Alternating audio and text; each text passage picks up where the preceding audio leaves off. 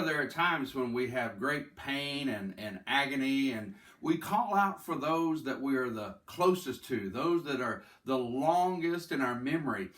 Usually we call out for our mother. I had a friend who, at nearly age 80, not only had knee replacement, he had double knee replacement.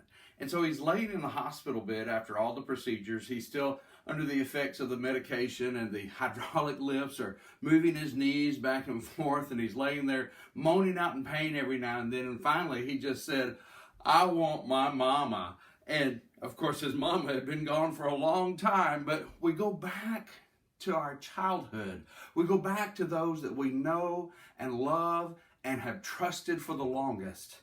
In John chapter 12, Jesus begins discussing that his hour has come. This great time of fulfillment of his whole purpose, the crucifixion, is now upon him.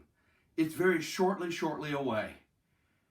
And in John chapter 12, in verses 26, 27, and 28, he talks about his Father, and he refers to his Father.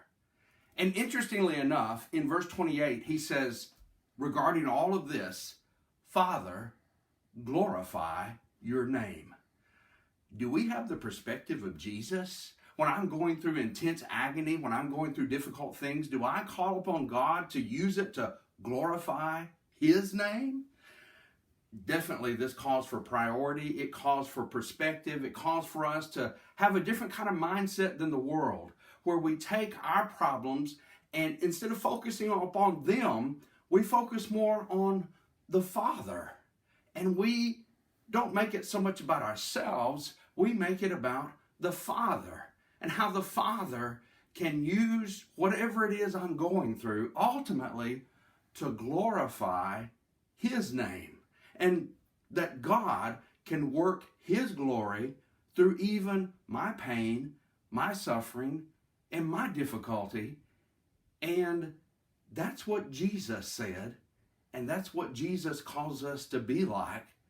And as we go through those times, I hope that we'll all have the perspective, and I pray that we can all have the mindset that God will use us and use those times to glorify his name and work through us and in us.